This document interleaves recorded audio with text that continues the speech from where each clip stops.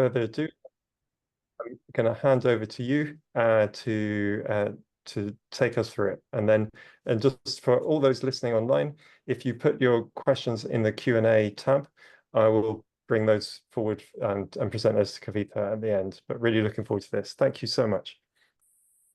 Thank you, Alastair, for that introduction, and thanks for having me on the webinar today.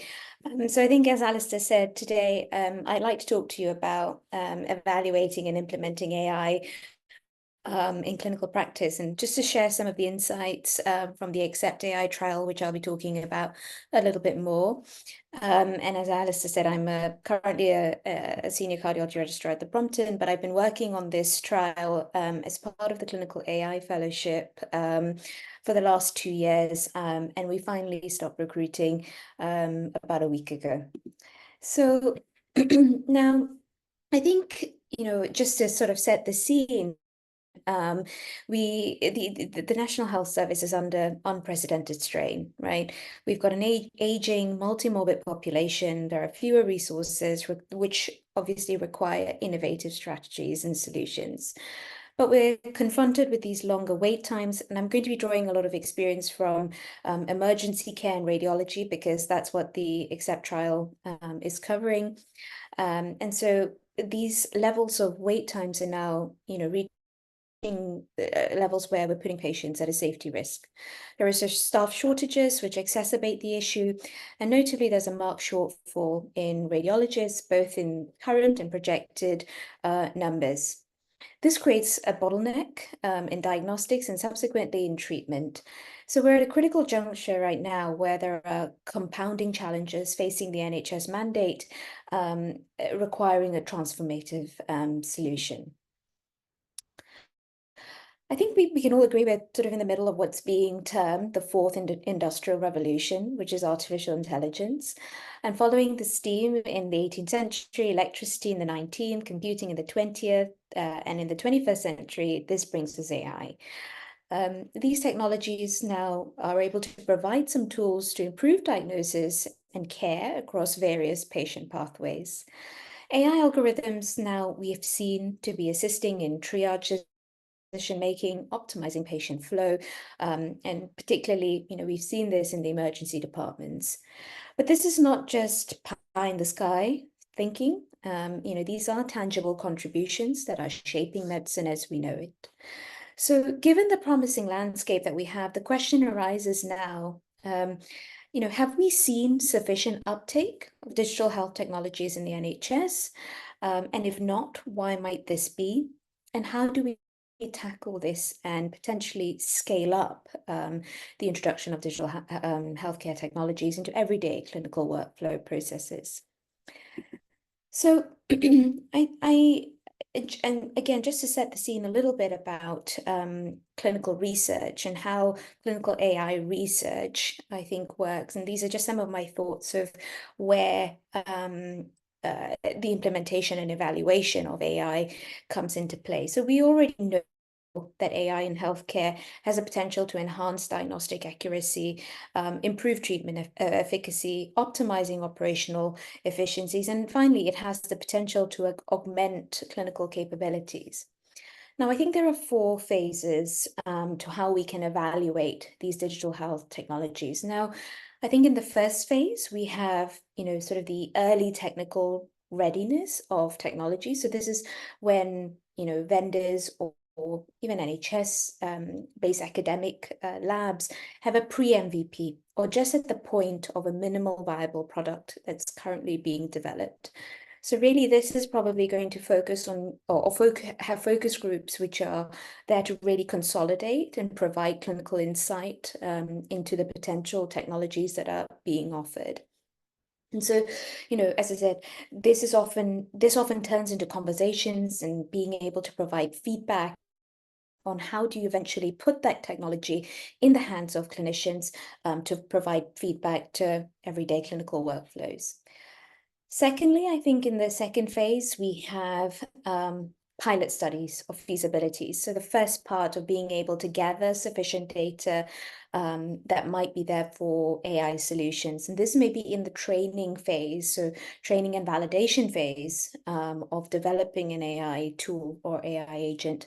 Potentially, this could be a use case. And I think in this part of research, this may be a feasibility study where it starts to potentially describe what the patient outcomes would be, and how you would tailor that technology to improve a workflow or an outcome that you're potentially looking at. The third and fourth phases, I think, are where things get potentially slightly more complicated and, at a much larger scale. So third phase, I feel, is really the clinical investigation. So pivotal studies for regulatory approval. So this could be industry vendors. But if you haven't got these phases 1 and 2, so the building blocks, then it's very difficult for a vendor to then describe how a product will then eventually be used, what feedback is it going to provide, and what sort of study can be done to treat and to provide evidence.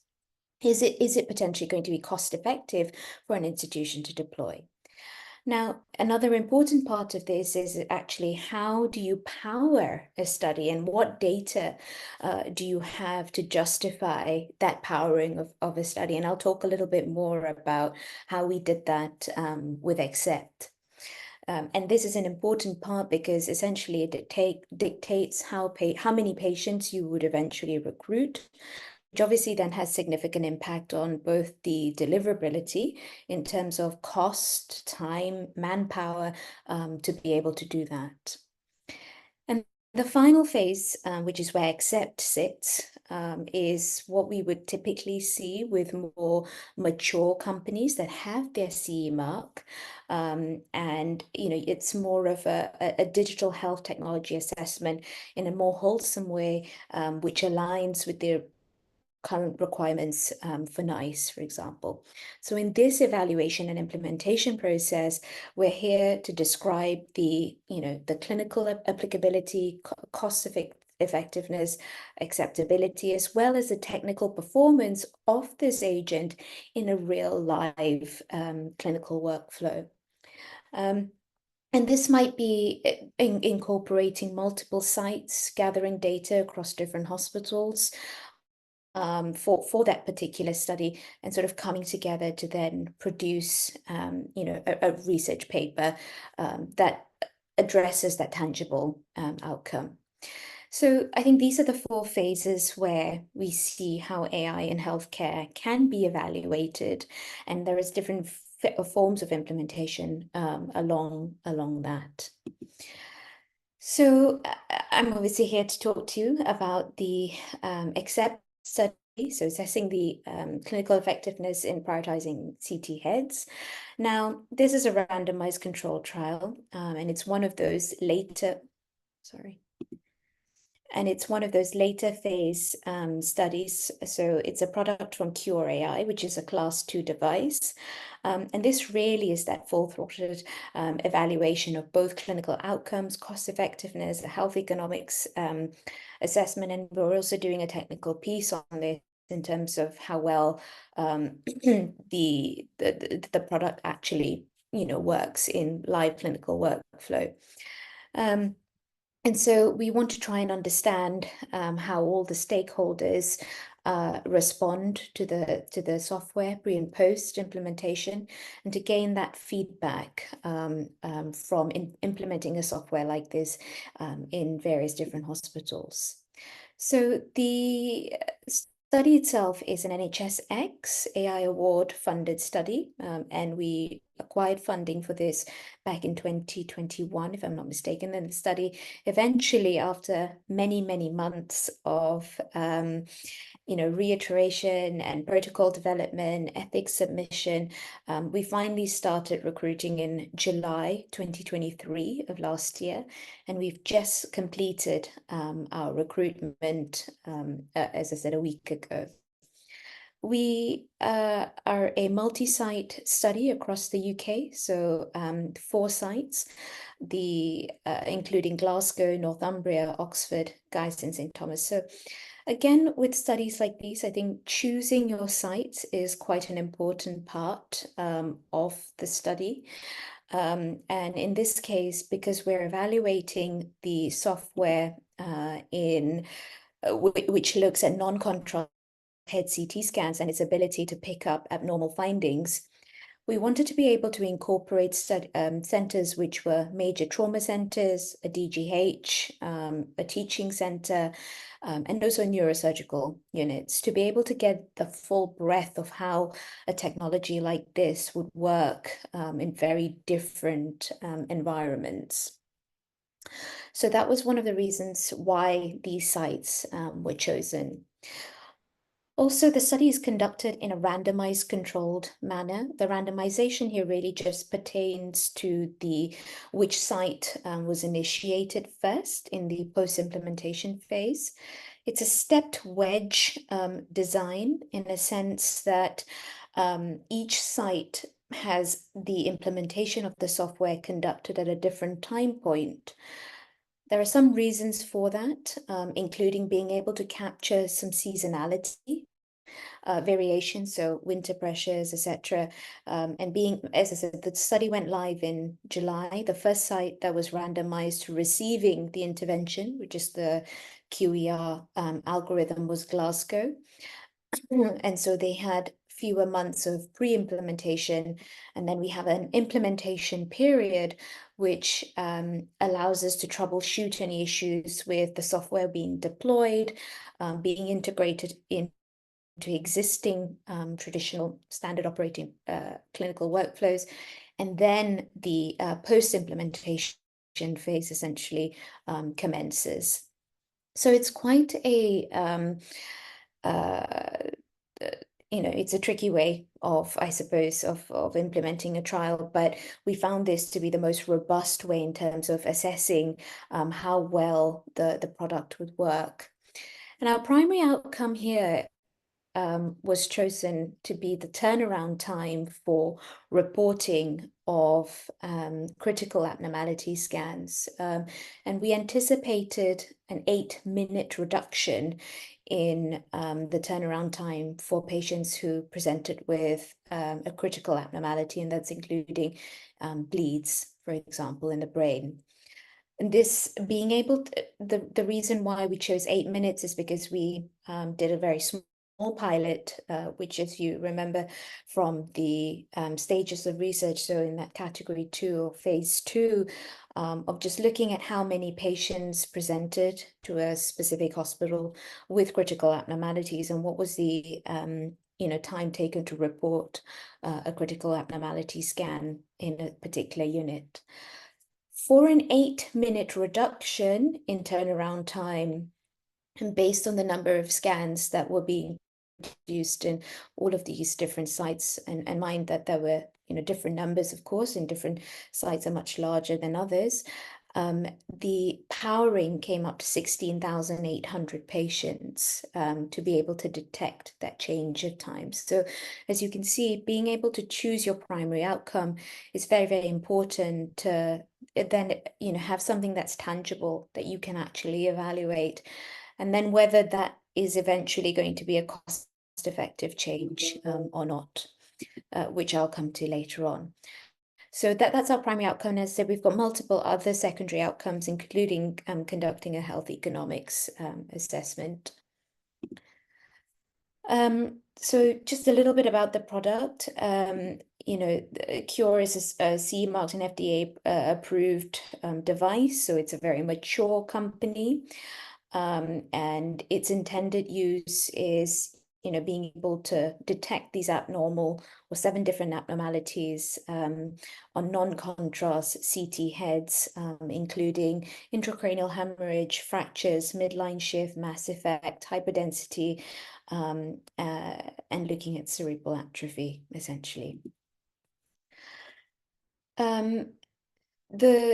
So the reason, for one of the main reasons, as I said, of integrating this software is because of the maturity of the company, but also because obviously we were able to write a grant that was successful from the NHSX AI award to be able to address these particular challenges in NHS shortfalls, particularly in the increase in demand and the shortages in radiology workforce.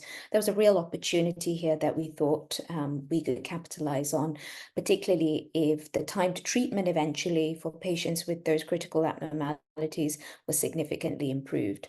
So there's real AI value and NHS value in the study, and particularly if the final result was going to be positive.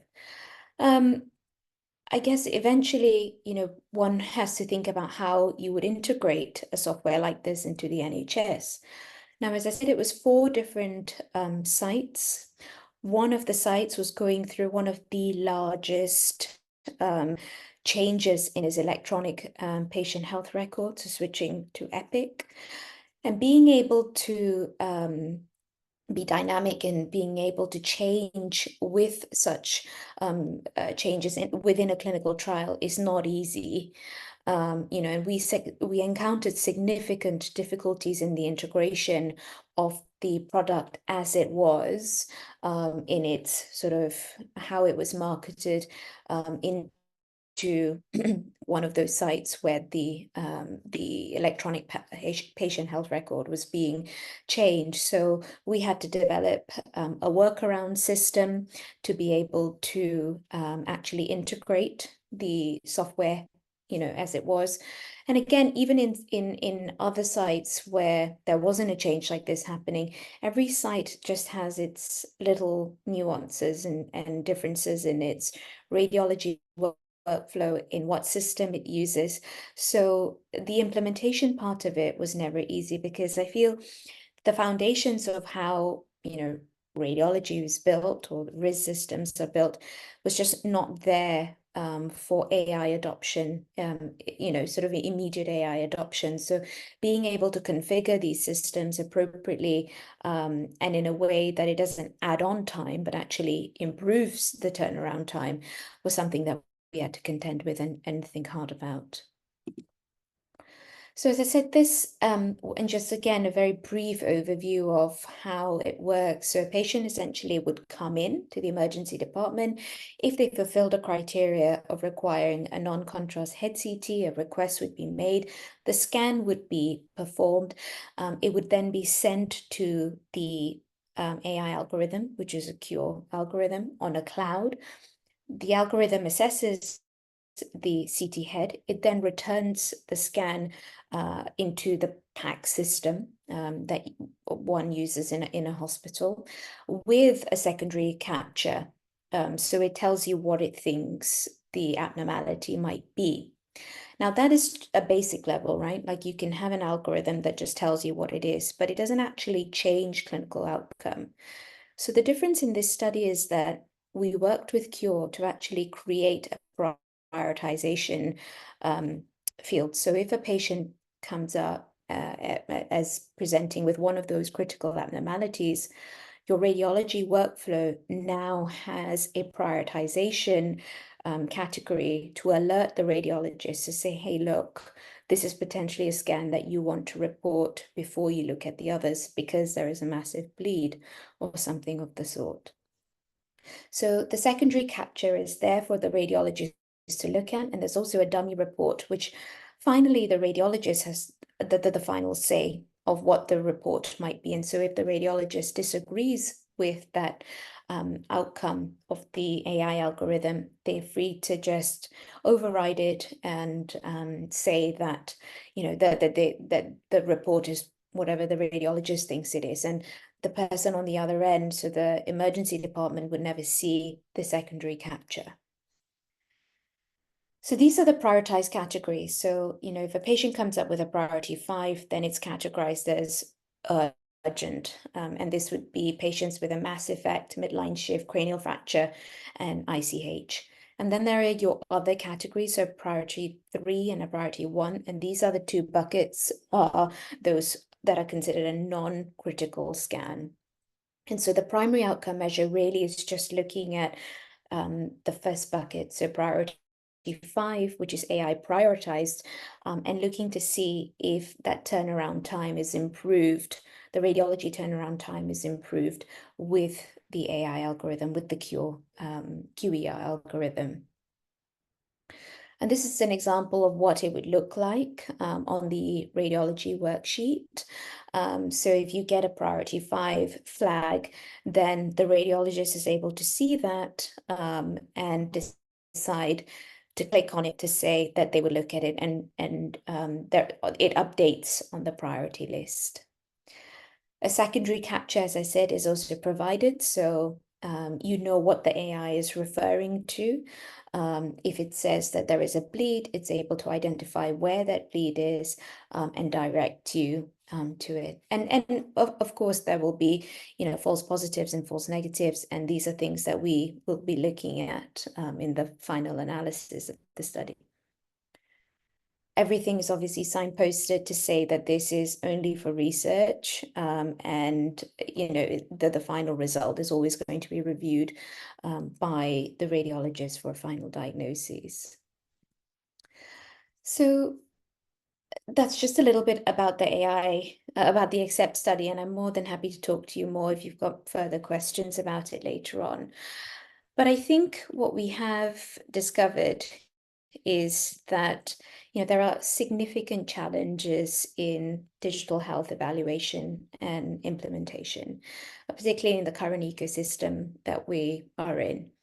Now, if you abstract yourself far enough from the problem, and it could be head CT detection or NSTEMIs on ECGs, we will still require those same building blocks to be able to do this in a manner that is robust and provides the information that we eventually need for it to be integrated into healthcare systems.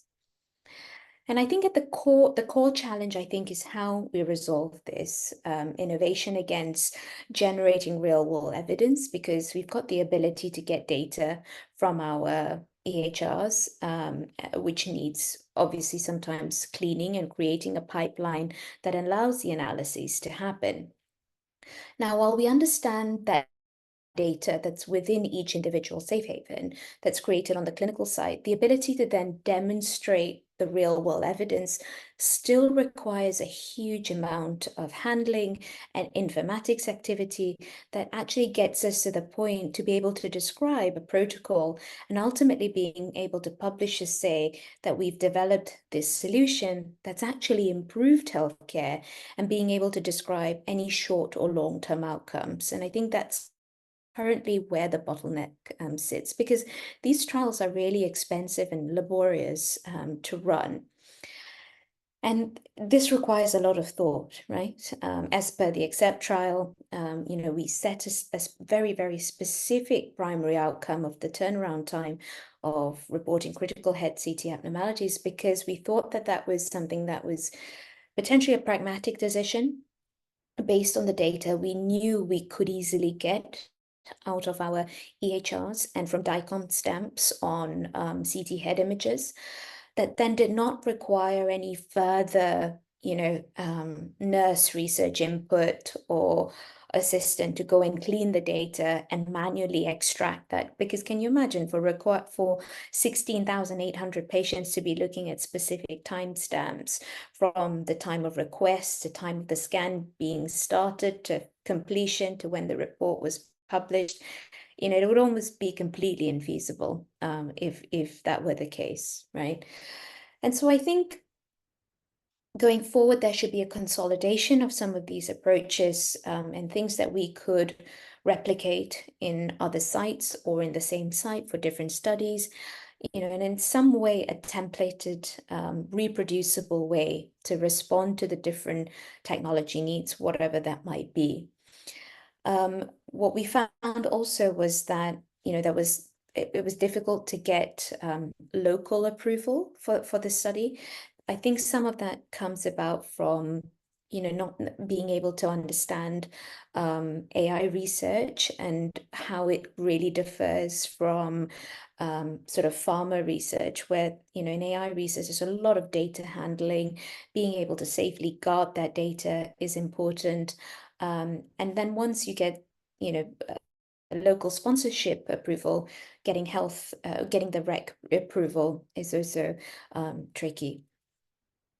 And eventually integration and systems impact. So the fundamentals of being able to integrate, performing a capacity and capability assessment, whether sites are able to undertake the research, do they have a suitable PI that's able to lead the research at that site?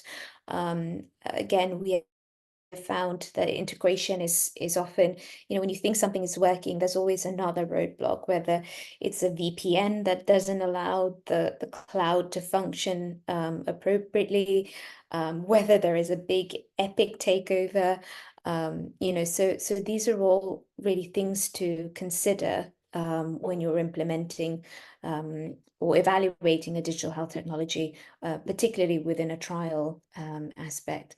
And finally, I think, and potentially what's most important is actually what is your strategy, and do you have the appropriate culture to be able to deploy this? Because education and support is almost central to any of these, clinical trials, certainly what we have found. And this includes stakeholders from patient groups, from local PIs, head of radiology departments, emergency departments, for example, in the ACCEPT trial. Everyone has to on board and everyone has to understand what the trial actually means, and have sufficient training to be able to deliver that at a site level. And certainly from a sponsor point of view, we conducted some of the training, but being able to work with our industry partners, which is Cure, which was extremely important, because they needed to be able to pivot and to be able to mitigate where things weren't working, and also being able to make changes to their algorithm, as it were, to be able to support local environments. Now, I think there's a lot of comparison with how clinical AI research compares to pharmaceutical research, which obviously has been around for decades. Do we always just think that the classic RCT is the best way to get evidence, from in comparison, drawing comparisons from pharma companies in this sort of paradigm? I think what we haven't seen really for AI research in comparison to pharmaceutical research is maturity in the system that we have, which is, what do pharma companies and what do pharma research ultimately want? They want to get onto guidelines, and being able to say that this particular drug is on the guidelines for, say, heart failure therapy. Now, there might be multiple drugs in the same class, but they have their drug on that class, on that guideline. And that's where I think clinical AI research should aim to get. And we are getting there, because, of course, we've got, NICE and recommendations about, what guidelines, what therapies might work best, but it's not as robust yet, I think, in medical technologies. And so what is the evidence that's required in a guideline that's always being mandated on the boards? What's needed to deliver the standard of care? I think we're starting to see that, and we're going to be increasingly see an accumulation of this approach, particularly for these big potential developments moving forward. The last part of what I wanted to talk about is scaling up. Some of you might be aware of this already. It's a white paper that was recently released by NHS Digital Health England, which is building an integrated rules-based medical technology or medtech pathway. And you can sort of look it up on the website, or we can share the document with you later on. But the intention is that this pathway will apply across entire life cycle of promising early stage technologies, to be able to give the evidence that's required for products that are ready for a NICE assessment, for clinical and cost effectiveness, as well as existing technologies, of course, in a widespread use, and where there is scope for those technologies to then drive greater value. I think all of this is obviously coming in the future. And we're starting to see it more in stroke medicine, lung cancer detection, where there isn't just a single supplier, but potentially multiple vendors that are, providing the required evidence to be able for NICE to say, and the other committees or decision makers looking at the evidence to actually say, yes, this should be recommended, or this should be included in a guideline where stroke medicine is concerned, for example. So, I think there are already existing frameworks which we can use, but developing the appropriate protocol, choosing your primary outcome measure is probably really important. And there are gold standards of what we want to see. And eventually, I think, these technologies need to be able to prove some change in clinical workflow processes. It's just not good enough to say that we've got a 98%, sensitivity or specificity in detecting, a brain bleed. But what does that actually mean in a clinical workflow? What are you trying to achieve, and how is that improving, your standard operating procedure? So there's a lot of work yet to be done. The ACCEPT AI clinical trial is, sort of probably going to be one of the biggest sort of randomized trials in this space, to be able to deliver on such evidence. We are currently in the analyses phase. There will be some early reports coming up in the next few months in terms of whether a significant change has been made or not in terms of the turnaround time. The health economics assessment will take a little longer to generate because it's lots and lots of patients and looking at very small data points. So yeah, I think there'll be more in this space, but I think, the takeaway messages are, choosing the right sort of industry partners to work with, especially in those last phases of clinical AI trials, choosing your primary outcome measure to something that's pragmatic, robust, tangible, but more needs to be done potentially in this space. Thank you. I hope that was useful.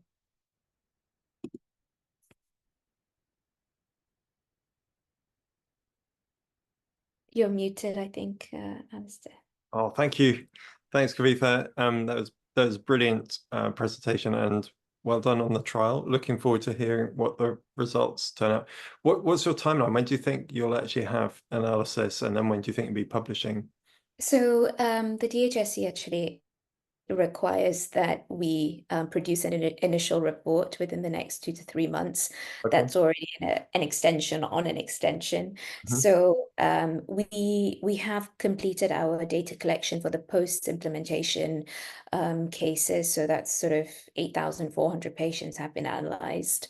And now we're looking at collecting data for the post-implementation phase, which only just completed on the 24th of July.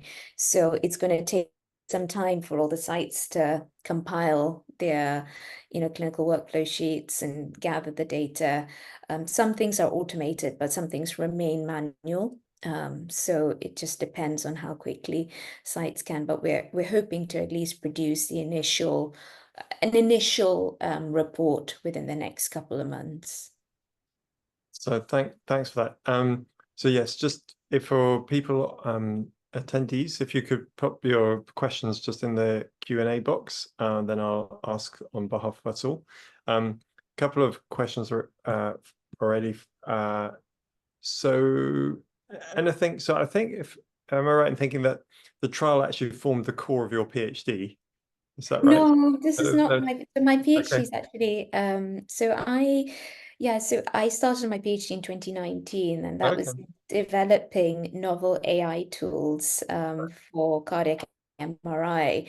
The fellowship I did alongside my PhD, sort of 2 years into my PhD, so I extended my PhD.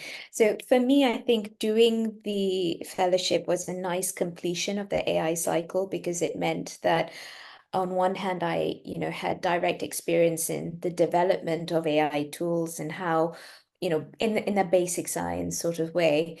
And then in the fellowship, I was actually able to work with a very mature AI product and actually see how that translates into clinical workflow and implementation. So, you know, sort of having that breadth, I think, has been important in my journey.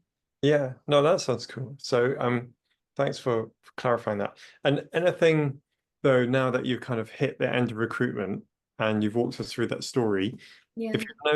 if you'd known then what you know now, Yeah. is there anything you would have done differently?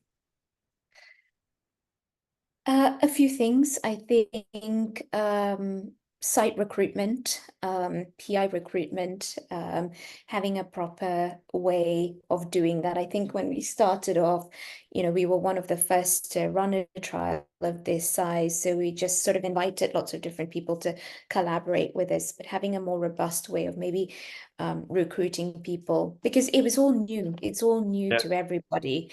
And, you know, even at a sponsored level, which is where I sit as in the project lead, as a project lead, I think, you know, educating the local sort of R&D teams, you know, having a sort of a way for them to approve things, looking at, you know, how we can actually pass AI trials through is something that I think people are a bit more familiar now, but it really wasn't when we were doing it. And there was sort of lots and lots of going back and forth just because of a lack of understanding, you know, of designing a protocol, and then the people approving the protocol not quite understanding fully, you know, what we were trying to do because it didn't fit within a drugs sort of, you know, research protocol that one would normally be used to. So yeah, I think that. And then the Tristan McDonald says, thanks, Kavitha, for a brilliant presentation.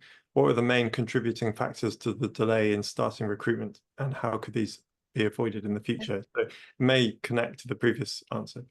Yeah, I think thanks, Tristan, for that question. I think, you know, a lot of it was in terms of developing the protocol, getting approval. So site approval took some time. Sponsor approval, obviously, first you get sponsorship approval, and that took quite a lot of time at GSTT because there was lots of different, you know, whether it was security forms that needed to be filled in, because you're allowing an external partner to sort of just say, hey, send all your NHS scans to this cloud server, we'll assess it for you and send it back to you, right? So, you know, being able to protect data at a site level, you can see that that was an important consideration.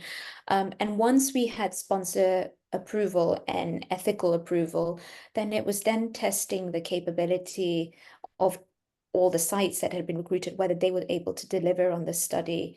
And because some sites were DGHs, you know, they didn't have sufficient work power or workforce to be able to, you know, say in radiology, we're going to be able to make those changes you require to our PAC system to implement the prioritization scheme, for example. You need engineers for that. You need extra funding for that. So all of these things contributed to delays eventually. And even once you got there, there were lots of implementation issues that we just wouldn't have foreseen until it happened. So, you know, something that you thought would only take you 2 weeks may take 6 weeks. You know, so those are all little things that I don't know if they can be avoided as such. I think now we know what we're going into. We just you know, these sorts of things. But I think they were just things that we had to learn as they were in this trial. I mean, one of the things you sort of hinted at there, you talked about security. The other thing we've seen, and we ran a workshop on it through the incubator, was sort of risk around data flow and deep data privacy impact assessments, DPIAs. So there's the sort of cybersecurity issue on one hand, and then there's just the whole overall risk appetite of the organization in terms of what they're willing to happen to patient data. So yeah, I think there's security and there's the kind of data privacy data. Absolutely. Yes, completely agree. Yeah, and the thresholds for different sites are different as well. So trying to align everyone is, of course, something that takes time, you know, convincing of department leads. But perhaps once they've seen something like this deploy and implemented in a safe sort of way, then it might just open the path to other technologies being deployed in a similar fashion, hopefully. Hopefully. Well, I Yeah. think I may be not, I don't have the exact details to hand, but when at this previous workshop, one of our colleagues presented another trial, and the delay on getting the information governance component on this multi-center AI trial. So just the IG delay at the individual sites for the same study protocol varied between something like 3 weeks to get it through the system to more than 15 months. And so it's just, all NHS trusts, all the same protocol, but it's just that sort of variation. We definitely saw some of that. From a month to 6 months was our longest. And obviously things didn't help with us with Epic coming into play as well. And the standard sort of form of integration not being able to deploy in the way that we did in other sites at that one site was also another major issue for us. Do you think so we know in the kind of pharma space that certain NHS trusts are just known for being really good for trial setup, recruiting, etc. And so what we see is that in the big pharma companies will regularly go to those sites, which are not always the kind of biggest, most famous hospitals. They're just very good at moving drug trials through. Do you think that quite quickly people will get to know, okay, these NHS trusts are good at set up and delivering these AI trials and these ones aren't? Or do you think it will be very trial specific? So, this one is really good in in exactly this kind of technology and AI for ER type technology, but actually another one would be good at a different one. And so it'd be a bit more patchy. I think certainly some institutes are definitely building a reputation for themselves as in being a bit more open to implementing technologies, whether it's just within their own, because they've procured a certain algorithm on their own. It still takes the same effort to integrate those algorithms, right? But if you've got a framework that works in your hospital for that, then the uptake is or vendors are probably more likely to want to come to you to say, we're thinking about this trial, we're going to apply for a grant, would you be happy to join us or put in a joint application, for example? So I think that is definitely happening. And I think even within the 4 sites that we had on our trial, there were some sites that were just better set up because they had sort of a central system that allowed them to, deploy these solutions at scale, whereas others were starting from scratch. So I think definitely, as you say, Alastair, that some institutes are definitely building a reputation for themselves as being a bit more open and being a bit more flexible and dynamic in terms of being able to receive. But I'm maybe because the infrastructure just works better in some hospitals and it just does not in others. I don't know.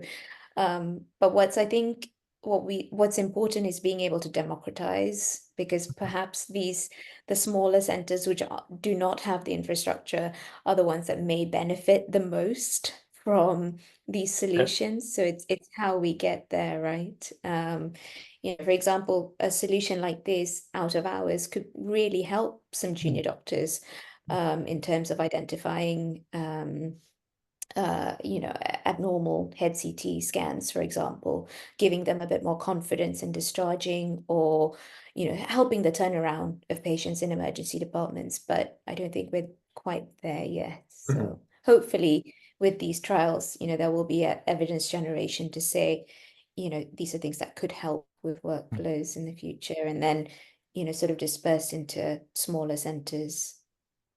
I think that's a great point, though, that there is an opportunity in this space, I think, for smaller centres to actually become very significant trial sites, because for the right application, you probably can get enough numbers, and actually, if you're kind of a bit more agile in terms of getting everything signed off.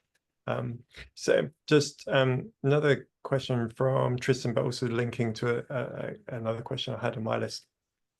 So across the different areas of, like, for example, getting ethics approvals, IG approvals, technical integration, and so on, is there, if you were kind of the governments or sitting in the Department of Health, and we're trying to make us as the UK or us as the NHS better able to kind of evaluate these kind of technologies, where is it you put your effort? Is it all of these things? What are the other things that you can do that would make the NHS AI ready, as it were?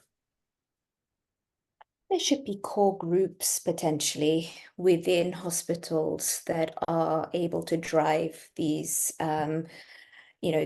these trials or these implementation or evaluation of softwares forward. We were lucky at Guy's and St Thomas's to have a clinical scientific computing team, which is largely made up of clinical scientists, physicists, for example, but also we had a lot of expertise on, AI ethics, for example, and clinicians. So we had a really, we had a diverse group of people which could come and work together, and just knew other people within the hospital that were able to push things along. And I wonder whether going forward, it is a generation of these sorts of groups within hospitals that oversee clinical trials, for example, in AI specifically, and are able to just move things forward within that templated form. So, you have a bunch of really educated people who know what needs to be done, and then that spreads, within IG or security or ethics, for example. But you have a core working group or a core lab that's able to drive that forward, because it's quite difficult, I think, if you're just picking just random clinicians who maybe have some experience, some have no experience, to be able to take things forward, because it's doing all of that on top of your clinical commitments or academic commitments, perhaps without sufficient experience. So, maybe educating a select group of people might be the way forward, I think, and building on that going forward.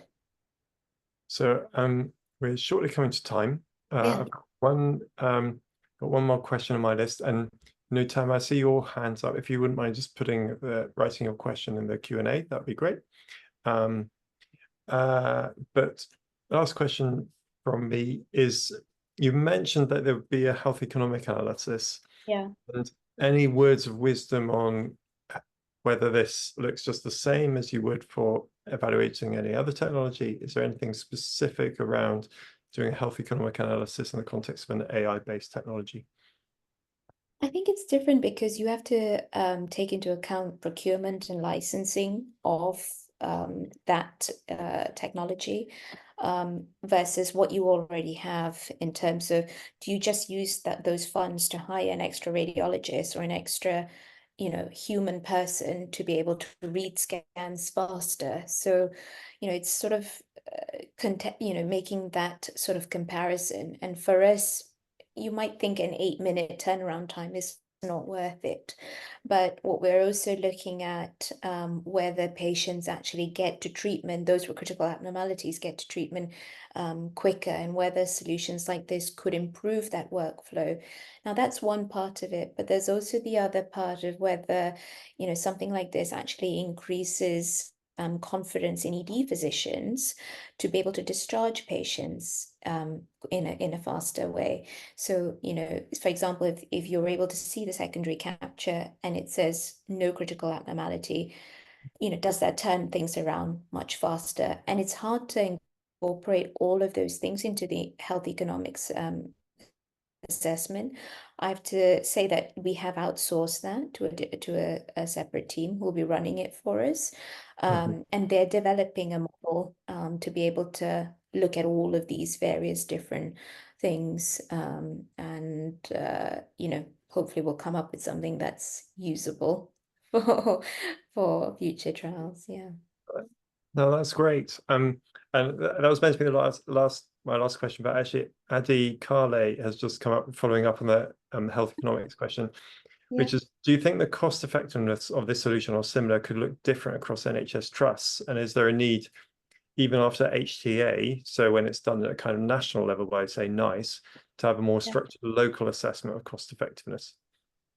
I mean, I think that's always the case, is to conduct a local evaluation of the product. But do you really have the funds to then, conduct a local health economics assessment? I think you could do smaller pilot feasibility type studies, which, show maybe an improvement in detection, or you could perhaps conduct a survey amongst your clinicians to say this improves their confidence in reading scans. But cost effectiveness, I think, is one that's very, very hard to do, and we can do it in the context of this trial because it's been costed for and there's funds for us to run it. But I think I'm not sure, and I'd be interested to know what you think as well, Alastair. But how we would do that on a local level, I'm not. I don't know how one would do that. I think it's tricky.